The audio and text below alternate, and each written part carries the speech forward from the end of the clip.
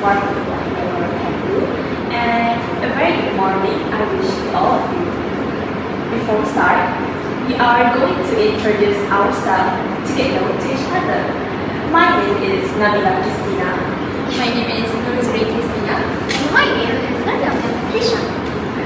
Okay, since we already know each other's name, we can finally start our forum for today.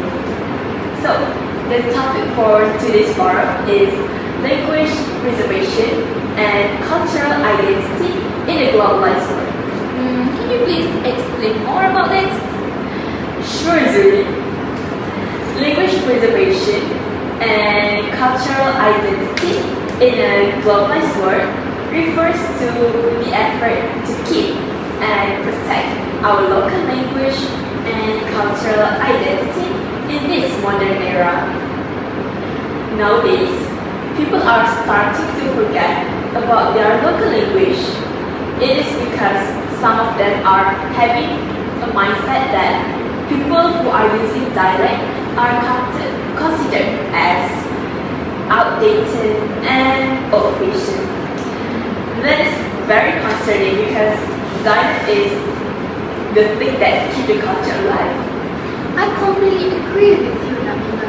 I mean, kids nowadays, they don't even know about their own languages since young. They have been taught about their dominant languages. Even their parents used to talk to them in that dialect languages. I couldn't agree more with you, Daniel.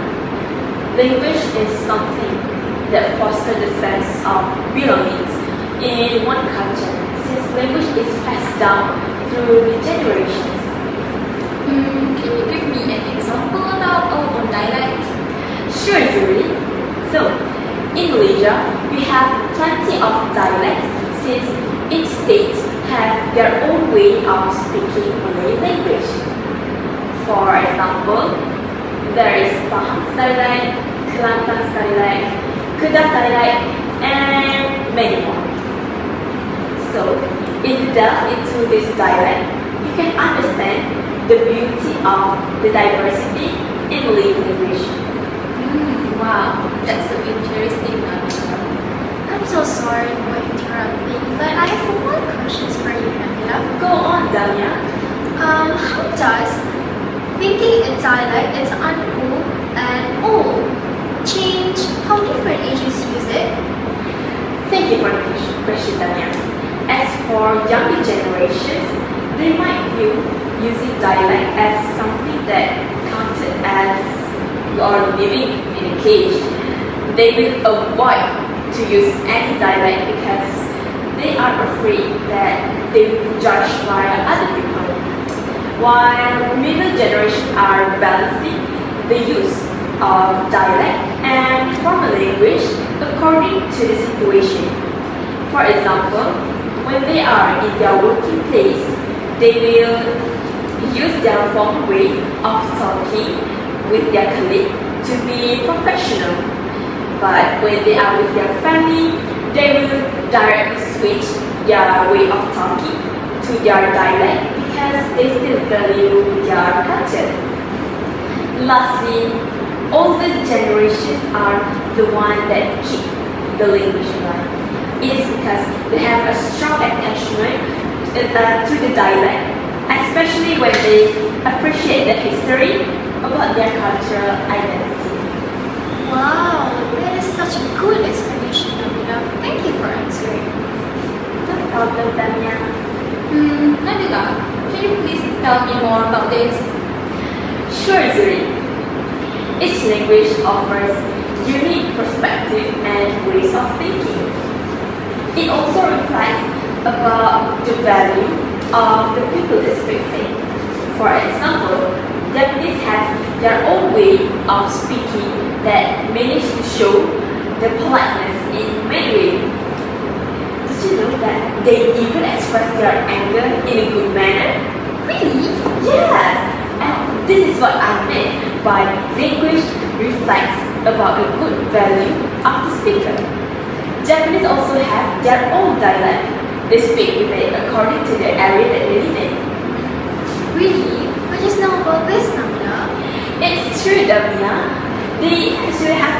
lot of dialect just as we do. Really? Yes. Therefore, I strongly believe that language is the root for one culture. There will be no culture if no one values their original language. This is a valid reason of why people should be aware of this matter, and we need to spread awareness to make sure people in this case will start to grow more love towards their language. Oh my, I feel the same. That's very much it. I get you. Now, let's talk about why people nowadays try to ignore their own language and dialect. Can you give your opinion about it, Zuri? Of course, Nabila, I can. The impact of globalization on language, culture, and society is indeed significantly important. I also agree that the statement that people nowadays are trying to ignore their own language by stepping up. Because even when they know they are a part of their culture and society, the question is why? You know why? I believe one of the primary reasons this happened is because of the influence of the globalization. Oh, wow, Zuri, can you please explain more about this? Of course I can, yeah. As we know, our world is becoming more interconnected with media and also technology. This is actually the beginning of the individual to feel pressure and distress to use the standard language among their societies. For example, the English language. This can shape as standard of form that a perspective in society's mind that their dialect and language are actually less attractive and do not meet the society standard. That's a very sad actually. I'm glad that we are on the same page, Zuri. Well, younger generations nowadays are mostly influenced by the internet, and they even stop talking with their native language because they feel like talking another cultural language feels like they are out to eat. So this can lead to a bad. Yes, Nabila, it actually can really lead to a bad thing, which is even when you know that the local dialect, which is rich in cultural meaning, may seem less relevant and practical in their eyes. I think that's the effect that will happen if they start to ignore and stepping out from their own culture. Also, when individuals stop to use their own dialect, their native language, I feel like they will have a gap between older generation and younger generation. That's so sad actually. Yeah, I can feel you. I almost cry when I read about it. So, what's another reason for this issue? Might you tell us? Okay, Mia, let's back to the main one. I would love to state another one, which is the desire for social acceptance also plays a crucial role for this issue. In many contexts, such as schools and workplaces, there are often rules to comply with the cultural norm of dominant language in a certain area. So, Zuri, where do this usually happen? Actually, we can see this pressure and standards often occurring in urban area, where there are various individuals with a different cultural background and language gather, and the standard language tends to dominate this population. Oh, I see. I would like to emphasize that language is really closely related to the society and culture, right? Yeah. So, when an individual abandons their dialect, they will certainly lose an important connection with their own heritage and tradition. Preserving the dialect is very important to maintain the beauty of the language and to ensure that the future generation have a clear access to the cultural roots. Did you guys know that we had a lot of smaller language that are at the risk of disappearing? Wow, I just know about this. If you don't share with us, I might not know about this. That's a really, really good point. Then, can you please see some example of the smaller language that we just talked about? Of course I can. Okay. So the first one is Ainu language from Japan. The Ainu language spoken by the Ainu people, which is the indigenous people in Japan, is critically endangered, with only a small number of fluent speakers remaining usually among the elderly and not the youngster, and that's so bad actually. Oh, I just know that Ainu language is such a thing in Japan. So, how do they try to engage young people to learn since only elderly are expected to speak fluently in this language? Oh, about that. Of course, Nabila, there are efforts being made to revive their language through educational programs at school, cultural events, and also media also try to participate to try to developing the language with this one common goal, which is to ensure that the next generation will be the next layer to this language. They will try to learn more about this and to preserve their cultural heritage that it represents, making it legacy for the future generation. You know what? It is very interesting when they try to develop their own languages. Yes, Damian, I completely agree with you. But it proves that love their language and culture so much.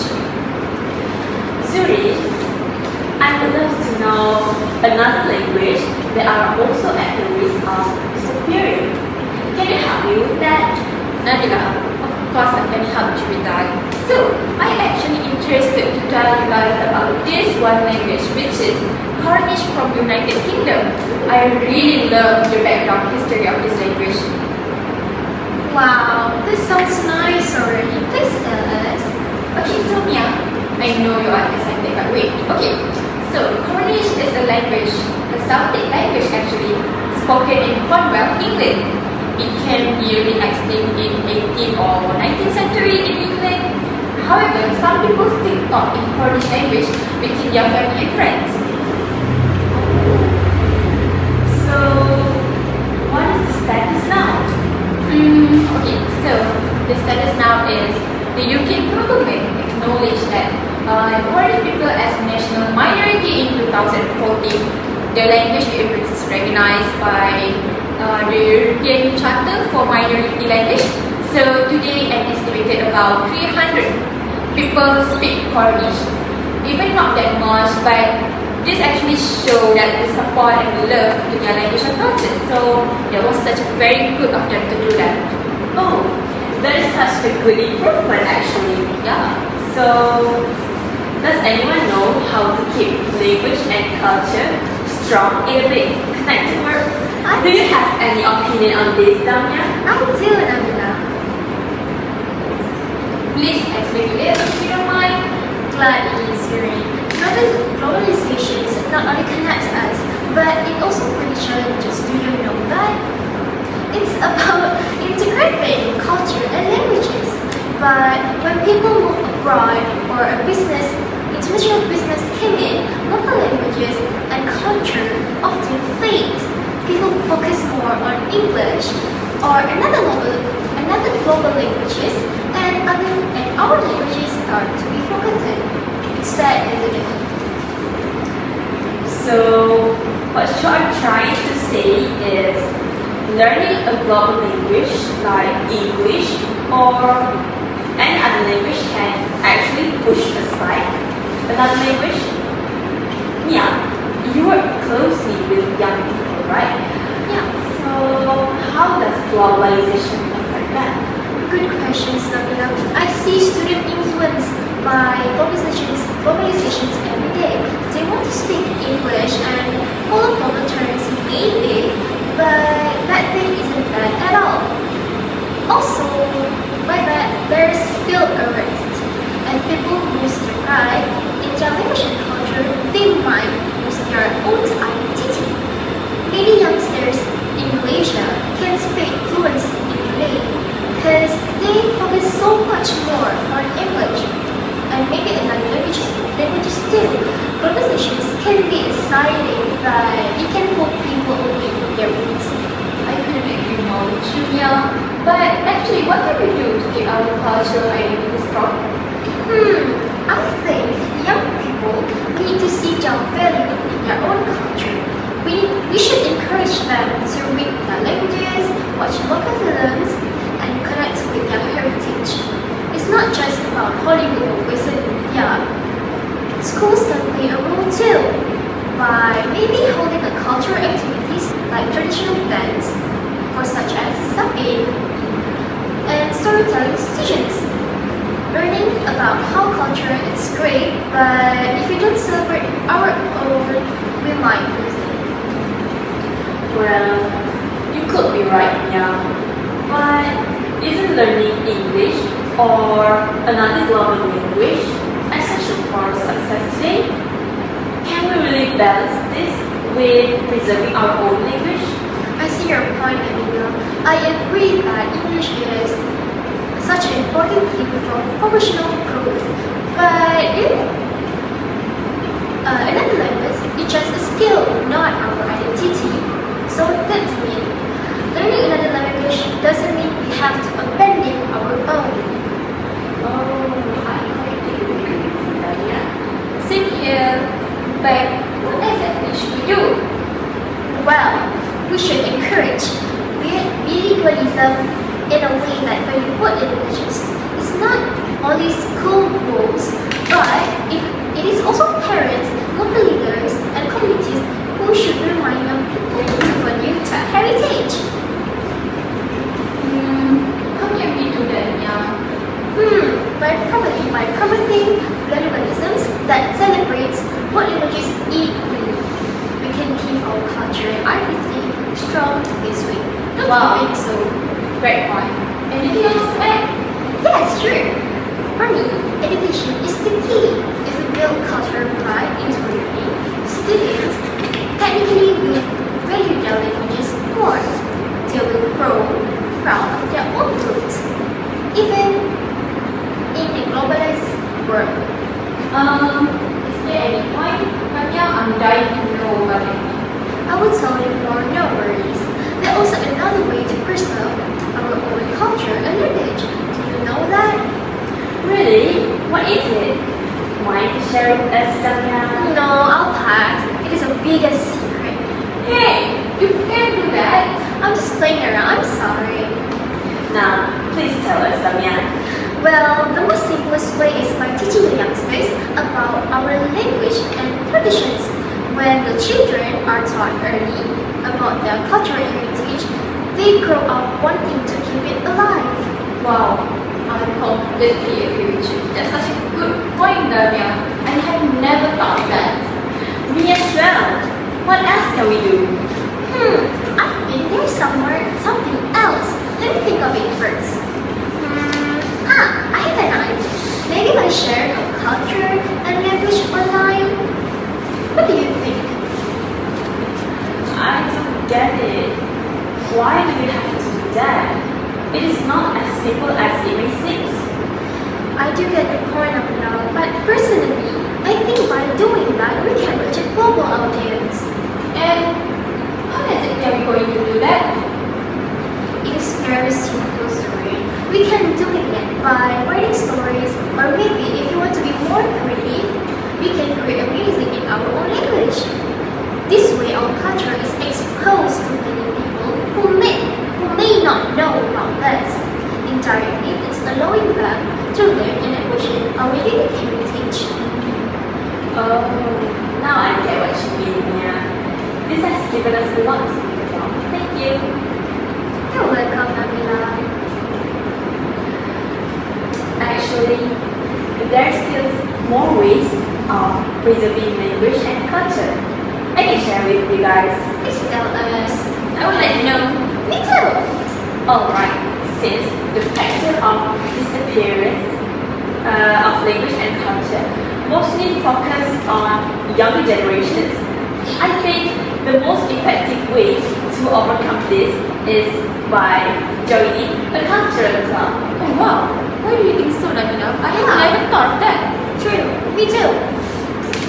Okay, so why do I think so? Is because joining club is the easiest medium that can be used to spread more information and awareness to the community. Cultural club will often organize events, meetings, activities that require the club participants to speak in their native language. These kind of activities will help to practice traditional vocabulary and can improve their language by communicating with each other. The most effective way to master a language is by speaking it. It is very suitable for the younger generations since most of them may not use the language at home. That's correct. You know what? I'm interested to learn Italian languages. For me, if you want to speak that particular language, you have to keep practicing it every day so you can be fluent in it. Isn't that correct? Yes, you are right now. If you want to master a particular language, you have to keep practicing it so it can help you to memorize the language. In a club, you can also get to know about your culture better. It is because the club members are keeping some cultural stuff related like traditional craft, introducing music, and folk stories. This can help you practice your culture knowledge within your club. You know what? To be honest, I have never thought of it, Nabila, but I agree with you. I'm glad that you are the same with me. Next, you can also overcome this matter by joining cultural festivals. How is it, Camila? Okay, festival often provides plenty of performances and speeches in the native language. This occasion can give the participants the real world setting in the culture and let them experience how living with the same culture feels like. Festivals also provide opportunities for cultural expression through art, traditional attire, food, and so on. This might sound simple, but it actually means a lot for those that are not exposed to their original culture. That is why I think festival might be the greatest choice if you feel curious about your own culture. Therefore, I believe that festival is a reliable way to protect our cultural identity among the younger generation. You have such a great point, Camila. I'm sorry, but I have another idea though. What is it? Please share it with us, Nadia. Yeah, that's true. I get what you mean, but thank you. But as for me, through online language and exchange, we can connect with people from around the world, share our culture, and learn their skill. Is that realistic, Damia? Would people really care about learning another culture online? That's a good question, Nabila. It might take some effort to keep them interested, but it is worth trying. We could make it interactive, like doing video calls where we show each other traditional craft or even recipes. I do think Mia has a point. These days, people love to connect with others over video call, and it's a unique way to share what makes our culture special. Plus, it be like making friends across the world, not just learning that. So it's a very interesting and entertaining way to do that. That's correct. Alright, I see your point, Damia. Maybe we could add blogs to that idea. Some people still love reading, especially if we write about local festivals, food, or even our traditional fashion. True, Nabila. Blogs can definitely work, but let's be for real for once. Most people today prefer a quick content like video or image, don't you think so, Zuri? Yeah, exactly. That's what I mean. Short videos on social media are more likely to catch the attention of people. So, especially if they are entertaining. Imagine a quick clip showing how to make a traditional dish or explaining about our own traditional attire. It's going to be so interesting. But will the videos be too short to explain everything? I mean, I do enjoy watching short videos. They are fun, but some things need more detail, right? I do get your point, Nabila.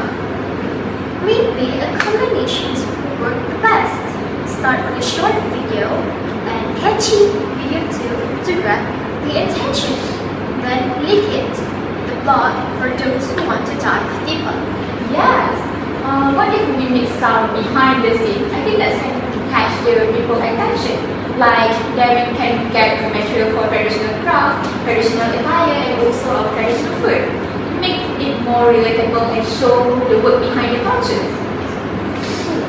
I like that. But What about schools? I still think having cultural programs in schools can help, especially with young kids who are still shaping their interests. Absolutely, Nabila. School our young minds are formed. Imagine if kids had cultural day every month to play traditional games, sing folk songs, or even learning traditional dance. It is gonna be so interesting. But I don't think all schools can do this because some might lack resources or time. I mean, that's true. It might get a bit tough for some, but even simple activities could work. You know that? Yeah. Maybe just a few minutes each week dedicated to something cultural could be enough to spark interest. I think kids would definitely enjoy this, especially if it is hands-on. But what if they're just not interested? Many kids, they prefer modern games and trends.